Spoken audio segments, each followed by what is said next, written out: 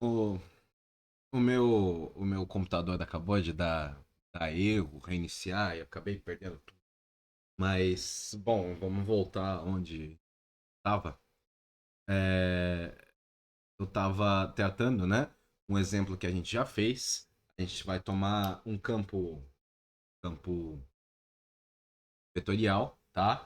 Dessa vez um campo vetorial G. Antes no vídeo a gente já viu ele como outro campo como F, né? E o campo vetorial era z mais yj sobre x quadrado mais y quadrado. E a gente viu, né? A gente viu que esse campo vetorial ele tinha rotacional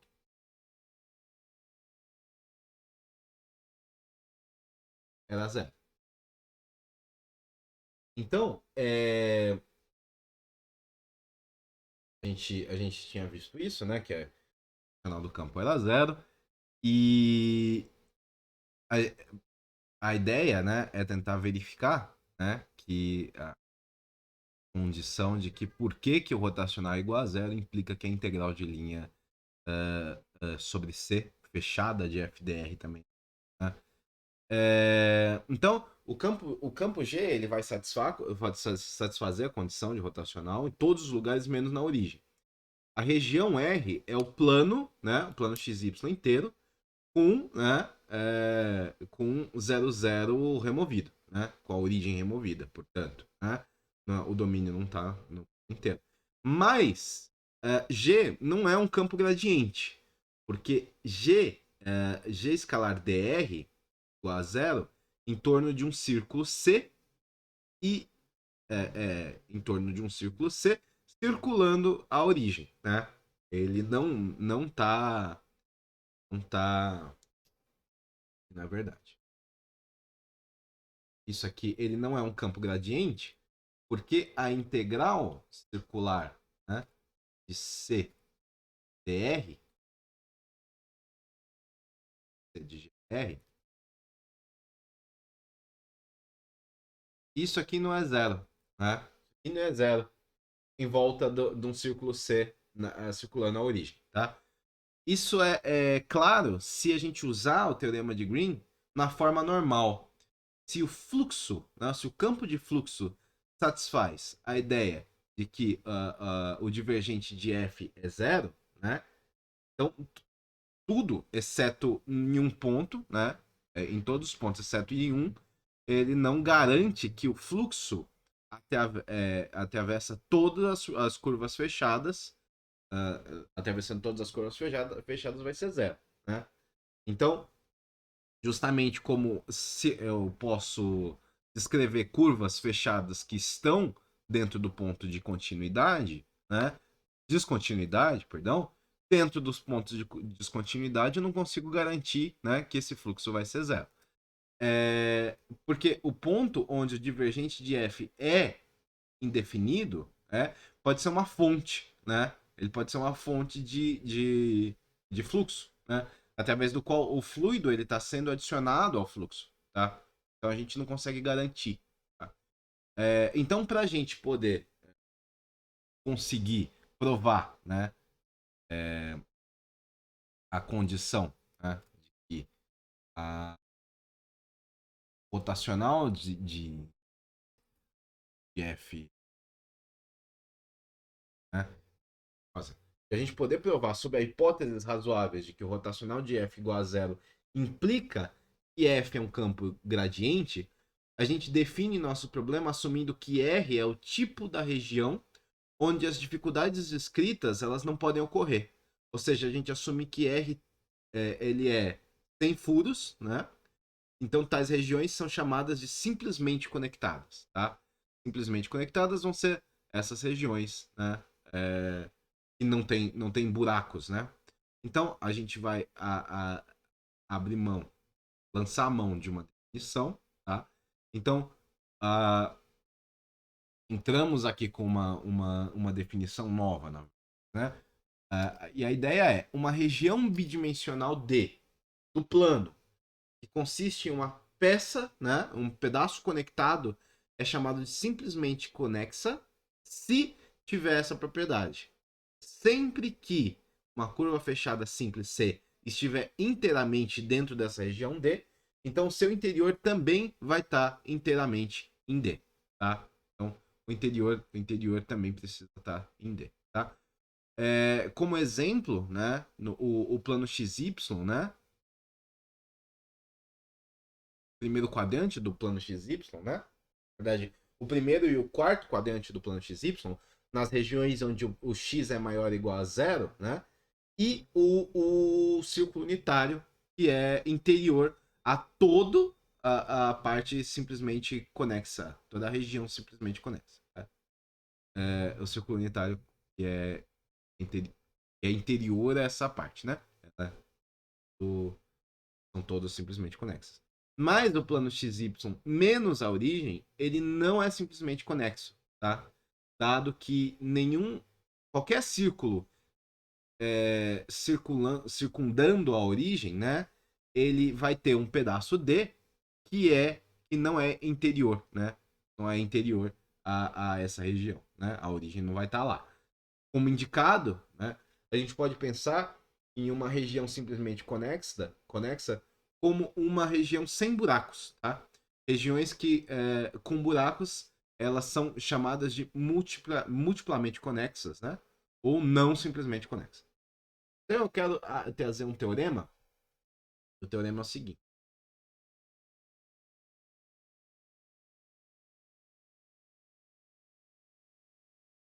seja F um campo vetorial dado pela forma como a gente vem escrevendo o campo vetorial, isso, né? MJ MI J, e ele é continuamente diferenciável em uma região é,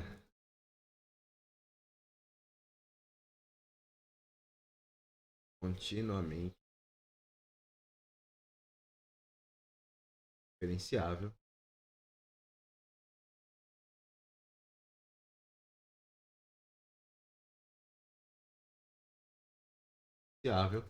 em uma região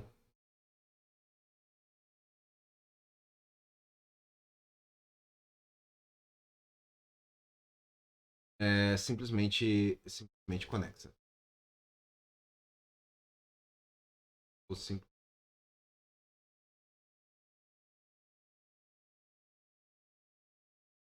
tá. Sei, sei como seria a tradução. Se é melhor simplesmente conectada ou se é simplesmente conectada. Tá? Então ele é continuamente diferenciável, uma região simplesmente conectada.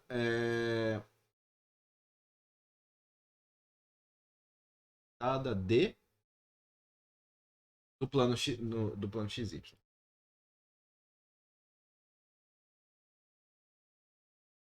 Tá? Então, em D,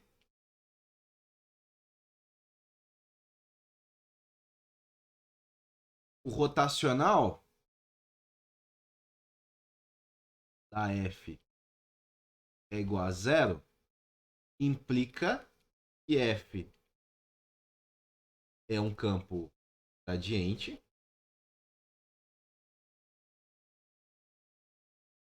para alguma uma função potencial.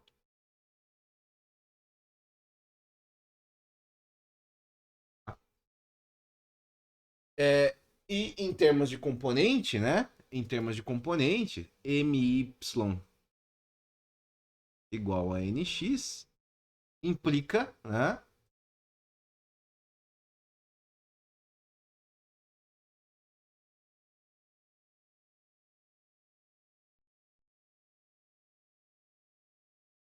Implica que mi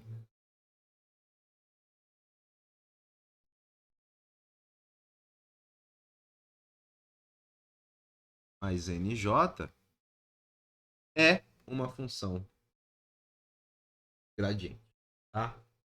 Gradiente para algum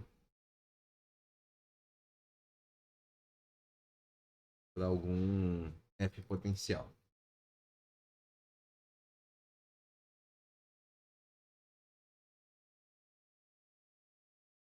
Como é que a gente pode provar isso, né? Dado um campo, né? Dado que um campo é um campo gradiente, né? Se a integral de linha dele em volta de qualquer caminho fechado é zero, tá?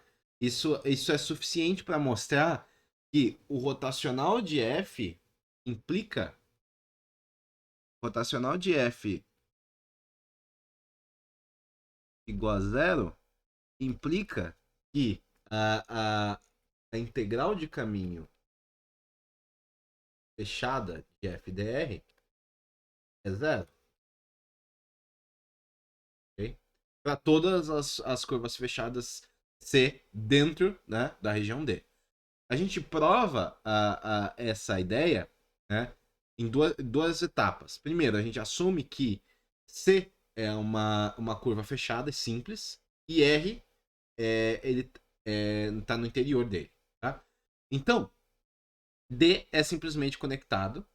R, se B, se D é simplesmente conectado, R ele vai tá inteiramente dentro de D, tá? R, vamos imaginar, D é uma região lá qualquer. C é uma curva fechada dentro de D. E R é a região dentro de C. Então, R está toda dentro de D, porque D é simplesmente conectado. Tá? Então, F, que é o campo vetorial, ele vai ser continuamente diferenciável em R, e a gente pode usar o teorema de Green e dizer que essa integral circular sobre C é igual, é igual à integral sobre R do rotacional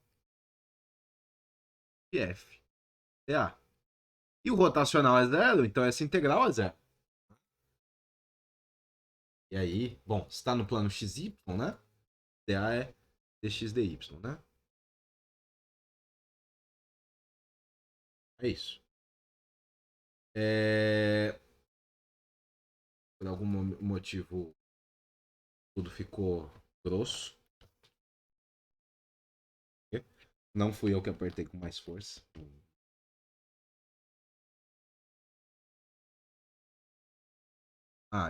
Eu desconectei a mesa e agora a mesa tá rebelde e não quer me responder.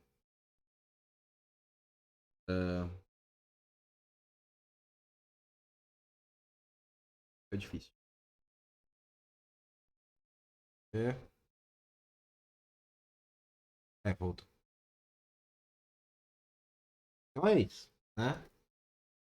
Agora a gente vai considerar o caso geral, onde C é fechado, mas ele não é simples, né? Ou seja, ele interseta ele mesmo, tá?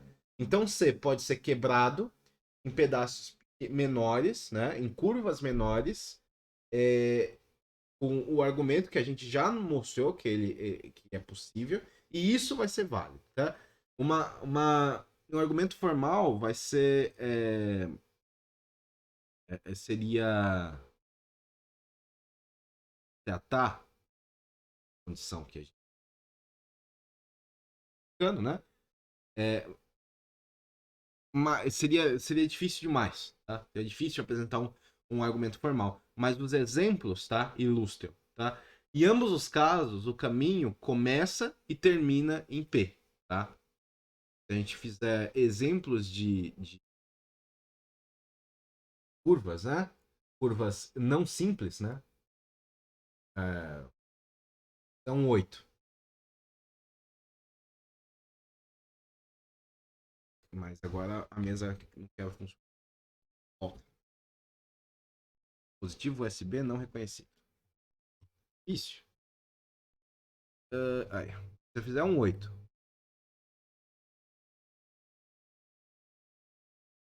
E aí eu tenho um ponto P aqui. O que eu tenho aqui? Né? Eu oriento a curva para cá, isso aqui é C1. Aqui eu oriento para cá, 2. Eu oriento para cá, 3. Volta em P. Se eu tenho um outro exemplo de curva não simples, né?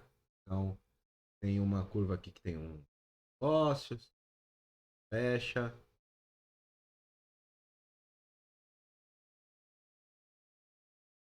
E ela fecha, veio para cá, fechou, vem, conecta aqui. Aqui também, eu tenho um ponto P, tá? A curva C1 sai de P, ela passa por dentro, né? Ela vem para cá, mas ela termina sempre em P, tá?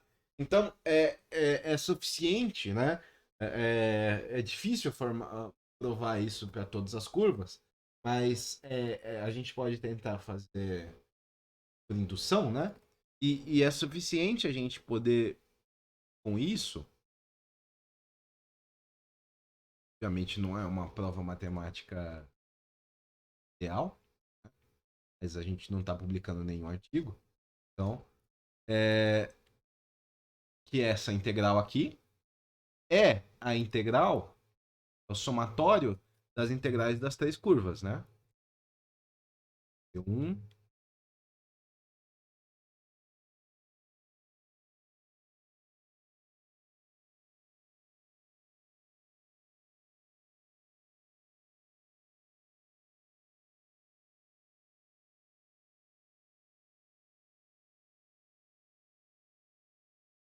ok? Isso aqui é suficiente. Isso aqui a gente consegue assumir, né? Em ambos os casos, C2 é um caminho simples e fechado, né? É um caminho simplesmente fechado. E C1 mais C3 é um caminho, também é um caminho simples e fechado, né? Então, se D é simplesmente conectado, então os interiores automaticamente estão dentro de D, tá? De tal forma que a primeira parte do argumento, né? A primeira parte do argumento vai nos dizer que a integral sobre C1 de FDR mais a integral sobre C2 de FDR é igual a zero. E a integral circular sobre C2 de FDR também é igual a zero. Tá? Se a gente adicionar essas duas partes, né? A gente chega que a integral circular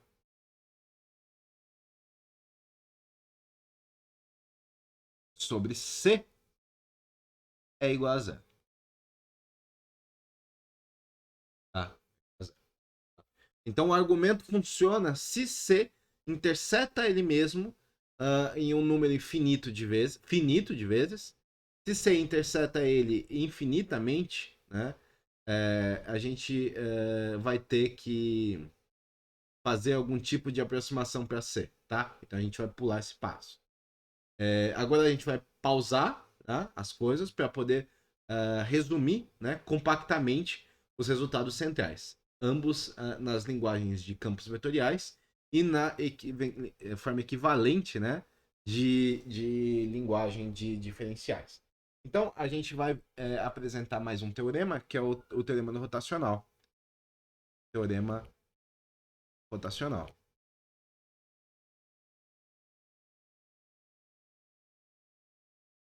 O teorema é o seguinte: seja F um campo vetorial, né? Dado por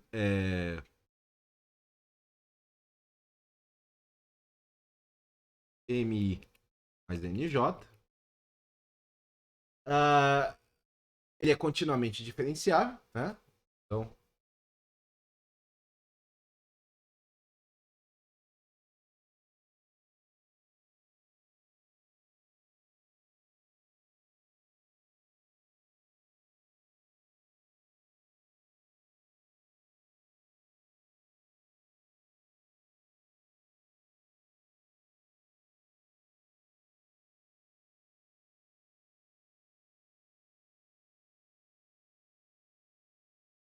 Ok? Em uma região simplesmente conectada.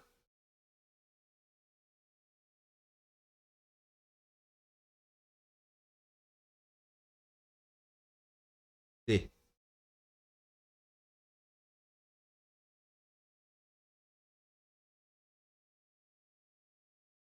Simplesmente. Coloquei simplesmente conectada em cima, então aqui eu vou pôr simplesmente conex.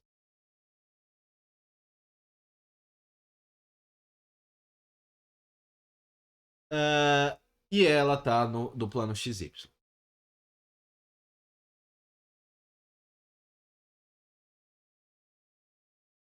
Então, os quatro seguintes argumentos.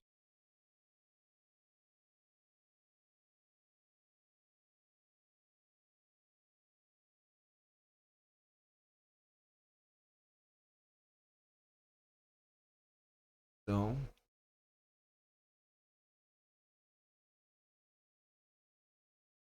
as quatro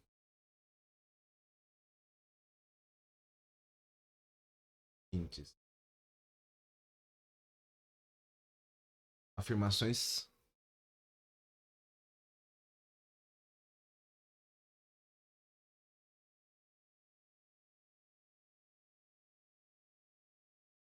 são equivalentes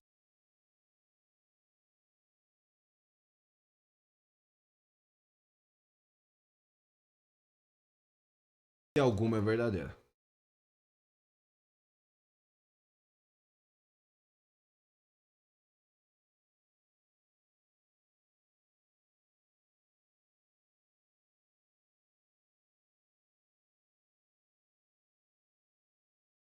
Para F em D.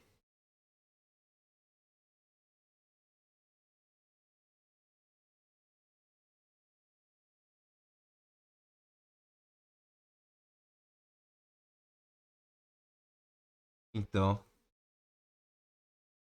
as outras três também são.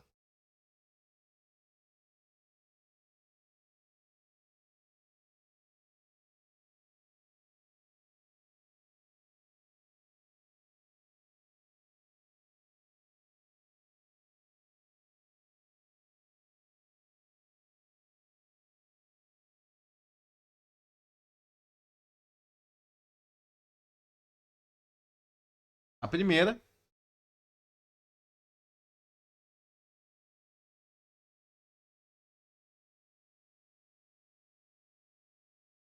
é que a integral de P até Q de F dr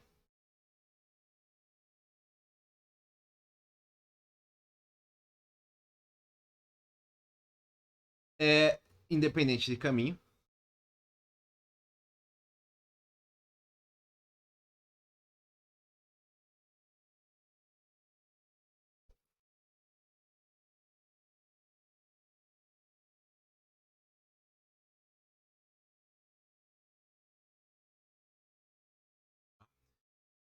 Uh,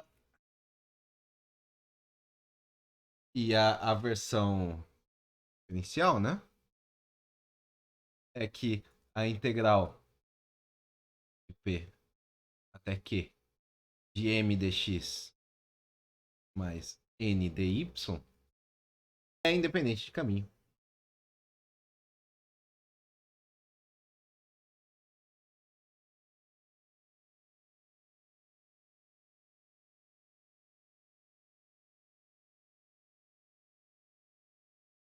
Isso para qualquer dois pontos P, Q em D.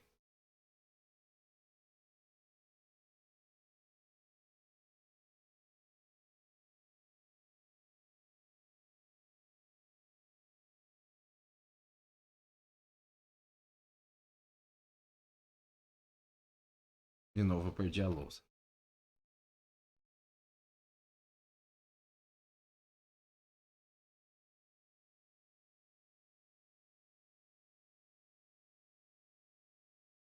Tá? O segundo é que a integral circular de f dr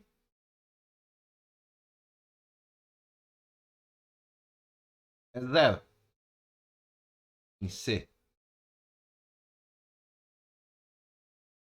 E 2 linha. Integral circular. De m dx mais n dy é zero. Para qualquer curva simples e fechada.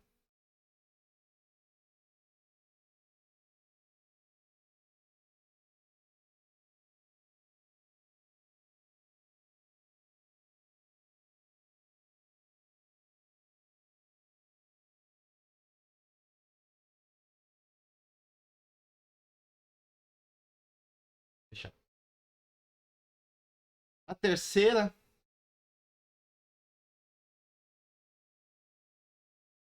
é que que o F é um campo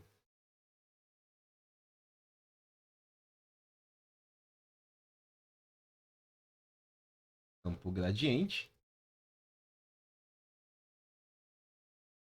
para algum F em D, de alguma função potencial.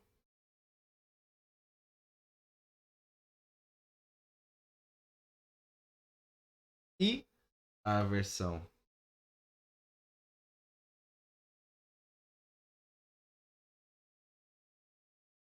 diferencial é que m dx mais n dy igual a df.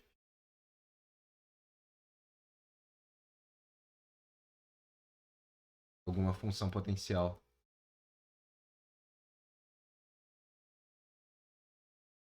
em D. Por último, rotacional de F zero em D. E na versão diferencial,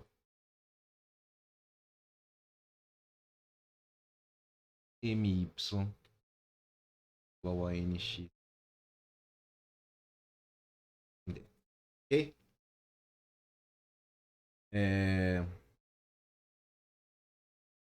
Então, esse é o teorema. Tá?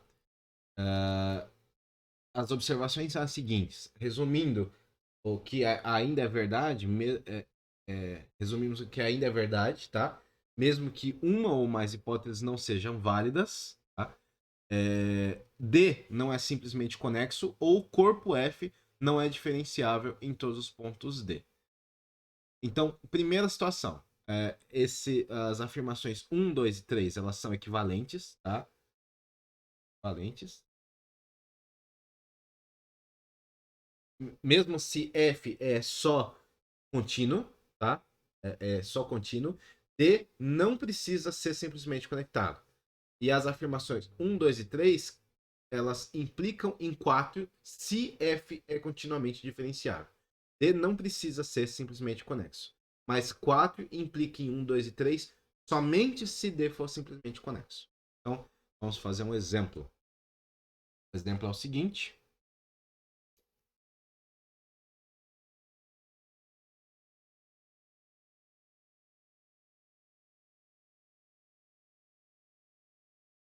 Se F, o primeiro é F igual a xy i mais x quadrado j é um campo gradiente, a solução é que a gente vai ter que a rotacional da f é x. Tá? Isso é zero. Então, o teorema diz que ele não é. Tá? Não é um campo gradiente. Outro exemplo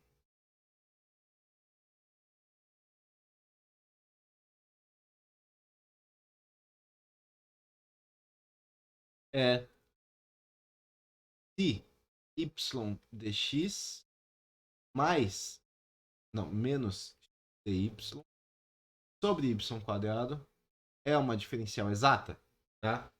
Se tem que encontrar todas as possíveis funções potenciais para que a gente e depois para a gente poder escrever df. M aqui nessa condição aqui é 1 sobre y. N é menos 1 menos x sobre y quadrado. Tá? São continuamente diferenciáveis para qualquer y, exceto para y igual a zero, né? Então, os dois semiplanos, né, em cima e abaixo do eixo x. Aqui, ambos os corpos eles são ambos simplesmente conexos. Em cada um deles, my é igual a menos 1 sobre y quadrado, que é nx. Tá? Então, em cada semiplano, a diferencial é exata, mas pelo teorema, né, a gente pode calcular f de xy, né, de uma forma, de um dos métodos padrões, né, que a gente verificou, e ela vai dar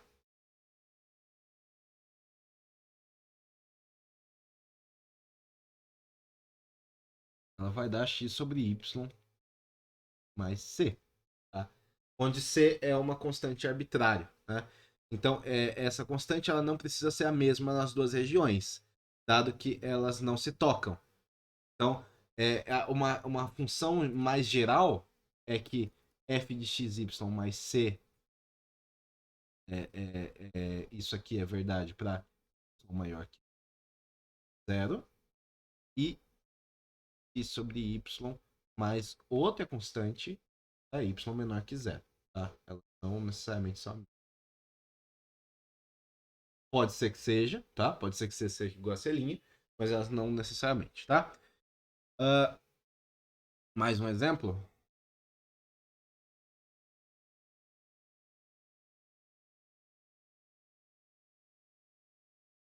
A gente tem f igual a r elevado a n vezes xi mais yj, e r é o raiz de x quadrado mais y quadrado. Tá? Para cada inteiro n, f é conservativo. Para cada e para cada um encontrar uma função f potencial tal que esse campo vetorial seja um gradiente desse potencial. Então, pelo cálculo usual, né, a gente usando a regra da cadeia, e é útil usar as relações em coordenadas polares, né, Rx vai ser x sobre R, Ry, y sobre R. Né? A gente encontra que o rotacional de F é zero. Então, esses são dois casos. Tá? Então, aqui a gente vai ter dois casos. Primeiro caso, n maior ou igual a 1. Opa, maior ou igual a 0. N maior ou igual a 0. Então, F é continuamente diferenciável no buraco, no plano XY, né? Em todo o plano XY, né? Aí, caso, né? Que é simplesmente conexo. Mas, então, o teorema ele diz que F é conservativo e a gente pode calcular a potencial, né? A gente vai usar o primeiro método que a gente viu por integração de linha. Então, a simetria radial sugere usar o caminho C, indo de 0, 0 até x1, y1, e como uma integração de caminho com parametrização x igual a uma x1 t e y igual a y1t. Tá? E aí o t varia de... Tá? Então, aqui, né, R1 é a raiz de x1 ao quadrado mais y ao quadrado. Tá? Então, Rn igual a x1 R1 nt n e x dx mais y dy é igual a R1 ao quadrado TDT. Então, a gente consegue, pelo método 1, encontrar que a f de x1, y1 é igual a integral caminho de f de r. Isso é a integral de caminho de Rn x dx mais y. Isso é a integral de 0 a 1 de R1 n mais 2 t n mais 1 dt. Isso é igual a R1 n mais 2 vezes t elevado a n mais 2 dividido por n mais 2, avaliado nos intervalos de 0 e 1, que é R1 elevado a n mais 2 dividido por n mais 2. Então, a função potencial é essa. Então, a função potencial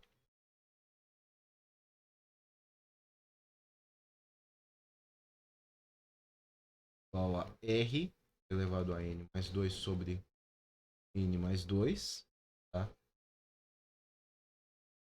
Tal que f é gerado pelo gradiente. Isso para n maior que zero. No segundo caso, a gente tem n menor que zero, né?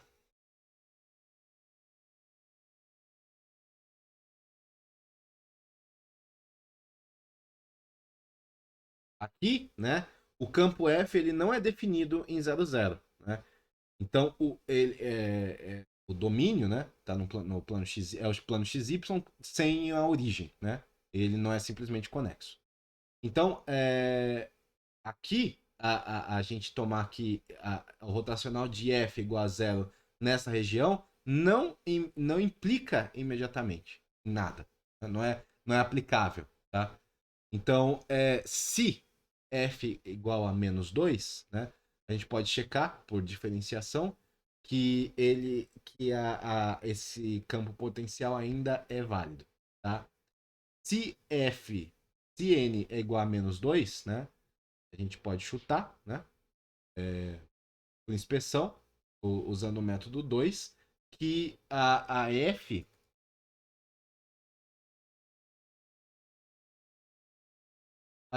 é igual ao ln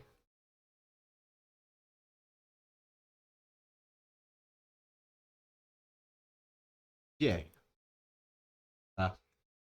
A gente conclui que o campo, né, em todos os casos, ele é um campo gradiente. Né? É importante notar, em particular, que os dois campos de força dados, né, anteriormente, né, eles representam, respectivamente, né,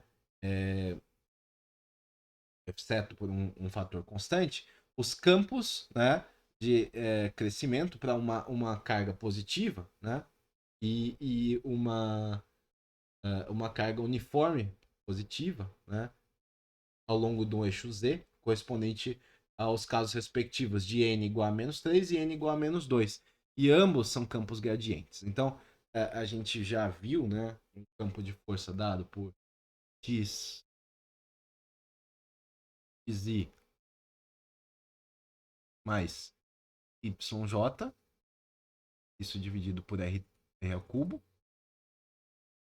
Isso dá o gradiente de menos 1 sobre r. Né?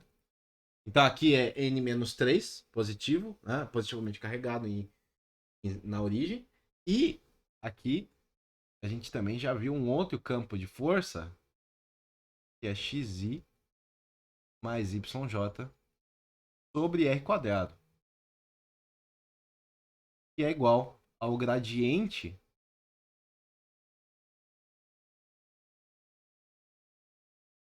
do logaritmo. Tá? E esse é o campo com n-2, né? Também é uniforme com uma carga positiva no eixo z. Ok? Então, eu vou deixar esses problemas, tá? Pra gente resolver, deixar aberto para o próximo vídeo. Os problemas são os seguintes.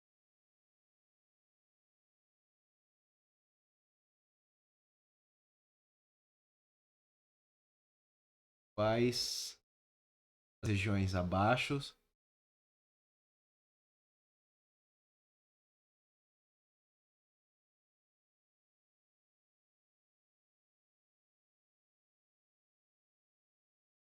são simplesmente conectadas?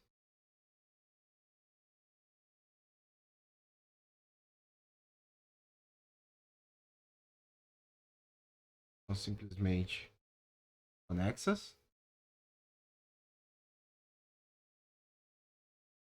E aí as regiões são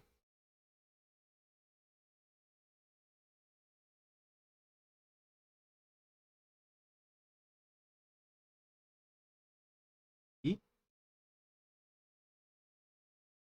i.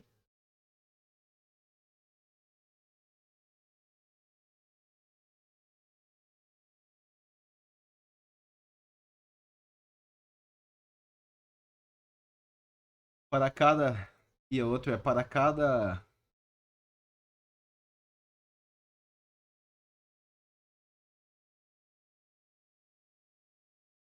campo vetorial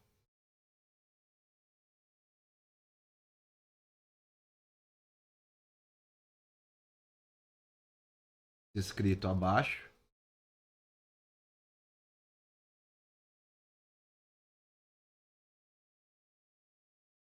encontre o domínio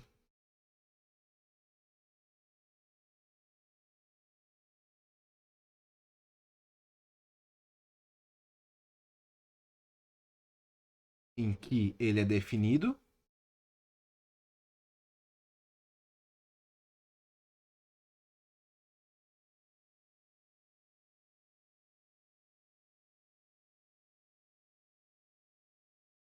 e continuamente diferenciável.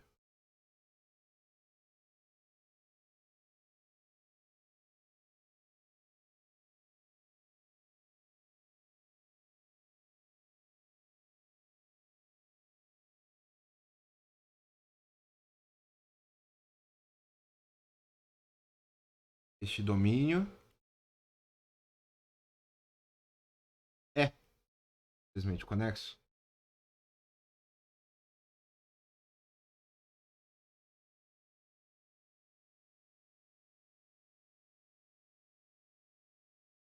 Os campos são seno quadrado mais y quadrado i, mais cosseno quadrado mais y quadrado j,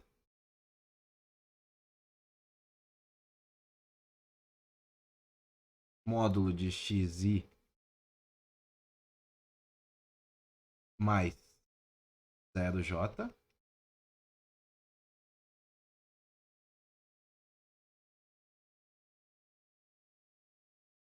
xi mais yj sobre x quadrado mais y quadrado,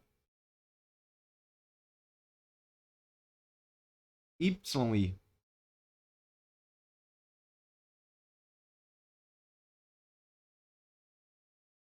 menos xj